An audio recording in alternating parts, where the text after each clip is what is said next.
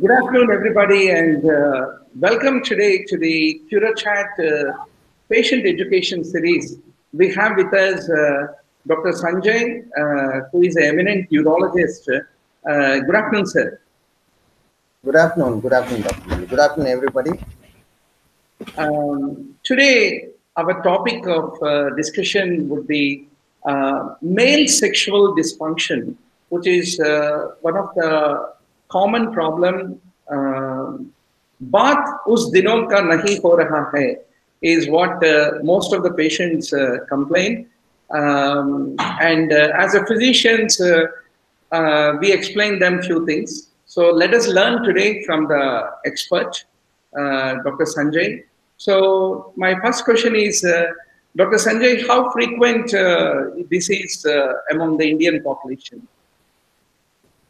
Well, in my practice, almost every day I see at least 3 to 5 patients every day with erectile dysfunction and premature ejaculation. It's a very major problem across India. So this needs to be, I firmly believe this needs to be tackled on a war footing.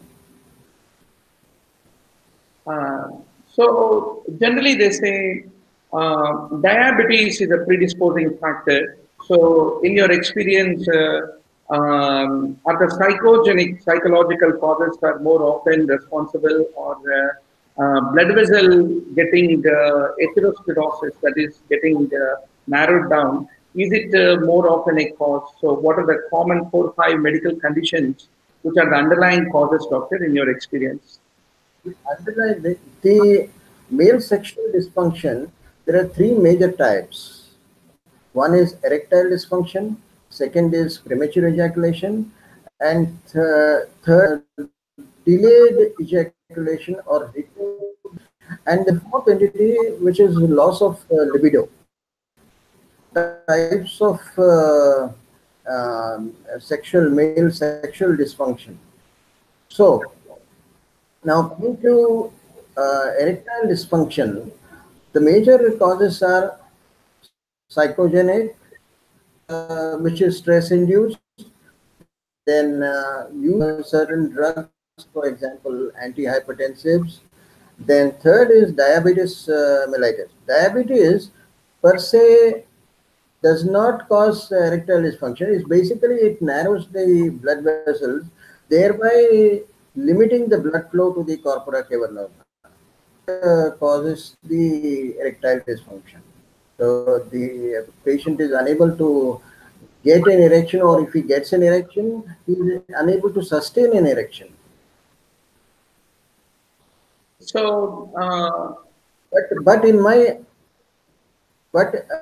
I have been seeing is young patients coming with erectile dysfunction, mostly unmarried males coming with dysfunction.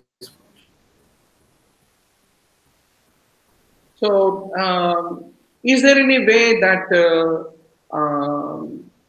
as a treatment perspective, these young individuals who are not yet married, who have the erectile dysfunction, can be helped out from surgical and medical perspective, doctor? Surgical is the last resort. Most dysfunction and premature ejaculation can be tackled with medical management. Now, in young individuals, from what I have come across interacting with the young patients, I feel it is because of habitual masturbation. Now, this is a peculiar phenomenon which I'm sure most of my colleagues also would agree, which I have come across in my patient, is habitual masturbation. What happens is once the penile skin gets used to the feel of the hand, it becomes very difficult for the penile skin to manage the vaginal feel. That is where they fail to sustain an erection.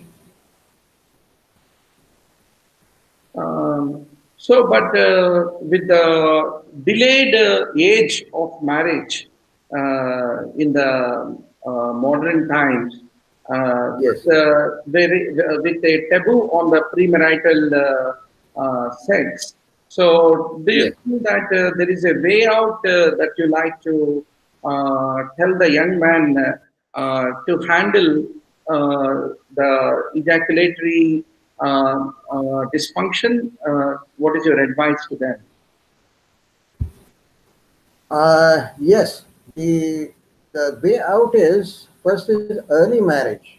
Early marriage, what happens is then you tend to prevent this habit of masturbation. I think the video is lost. I lost the video. No, no, you are audible, doctor. You are visible and audible, doctor. No problem. Please. Okay. So then, early marriage, the best is to stop the habit of masturbation. Once they come out of this habit of masturbation, that improves their sexual performance. And second is excessive. There is an entity called penile fatigue. Excessive premarital sex can lead to penile fatigue. So that penile fatigue is usually a temporary phenomenon lasting maybe 1 week, or it may last up to 6 months. But then the, uh, these days, especially from the IT sector, young males, they are resorting to premarital sex, males and females. I think that should be stopped, and that should be discouraged. And the best way is to encourage early marriage. Excellent. So, if we take the age group between 20 to 40, 40 to Yes. 60, and 60 to 80, where in which age group population do you think this is a more significant problem, the sexual dysfunction among the males, doctor? Yes, it is significant in the age group 20 to 40. 20 to 40 is the most significant age group which I have been coming across in my practice. Now, after the age of between the age of 40 to 60, it is either mostly 45 onwards is the enlarged prostate, which contributes to erectile dysfunction. Yes. And then the other thing is low testosterone levels. Now I have been seeing low testosterone levels in younger age group as well. As age advances, the testosterone will come down. Right, okay. So, if a medication can help, what class of medicines can help to manage the? Is there any role for the medicines at all in the male sexual dysfunction because of the psychological causes of it, or you think more of a behavioral therapy and the lifestyle change is going to help? So, is there any role for medicines, or non-medical management has got a greater role?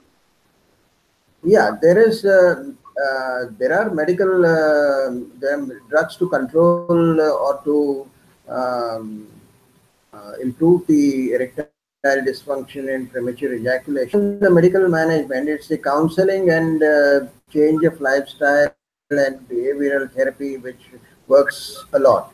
Second thing is in younger individuals, what I have been doing is what I have come across the literatures is there's a strong link between erectile dysfunction and bladder neck obstruction. Now, bladder neck obstruction because of bladder neck hypertrophy in young individuals. So this, when I look into the bladder neck function of the patient, I've found a poor flow rate. And then when I do a cystoscopy, I have documented hypertrophied bladder neck, and when I treat that, then the erection dramatically improves. Oh, is it? That's at least a good good news for the people. That's something which is surgically correctable also. So, for the benefit of our audience, doctor, can you Yes. just explain us what is this procedure of cystoscopy? How is it a daycare procedure? Yes, cystoscopy is a Imran Khan, Release Khan, Tommy, Pooja, Roger, and many Sorry, more sorry, doctor. There is across the country. hello. yeah, sorry, there was some other video that was on. Yeah, please go ahead, doctor. Yes, cystoscopy is an endoscopic procedure wherein you introduce a cystoscope into the urethra and visualize the urethra, the prostate, the bladder neck, and the inside of the bladder. Cystoscopy can be done under local anesthesia or under spinal or general anesthesia. I prefer to do the cystoscopy under general anesthesia because it gives a good relaxation. It's I mean, nobody wants anything to be introduced into his urethra. It feels rather uncomfortable. So that's the reason why I don't prefer doing it under local anesthesia. I prefer doing it under general anesthesia because the relaxation is very good. So then I have found invariably uh, bladder neck hypertrophy in young individuals coming with erectile dysfunction and premature ejaculation. And So, it's a daycare procedure. Patient comes on an empty stomach in the morning, and by afternoon the patient can go home. excellent, doctor. So, once more, thank you so much that we today we had a perspective, a common question asked by many people that how they can be helped for a premature ejaculation, and you have given a wonderful respiting, I mean, a very encouraging news that what are the contributing factors and how they can be helped out medically. And Dr. Sanjay, where do you practice, doctor? In which city? I practice in Hyderabad in Banjara Hills in Elbit. I Wonderful. do my consultations in Elbit and Elbit Diagnostics and in Avis Hospital, Jubilee Hills. Sure. A lot of our audience among the general population would love Yes. to approach you through the video consultation on the CuroChat app. So I would be grateful if you can help many more people across the India Yeah. to manage I, this situation. yes. I'll be very happy to uh, offer any kind of advice regarding erectile dysfunction or premature ejaculation to the esteemed audience. Yes. Thank you so much, doctor. Thank you. Thank you so much. Yeah.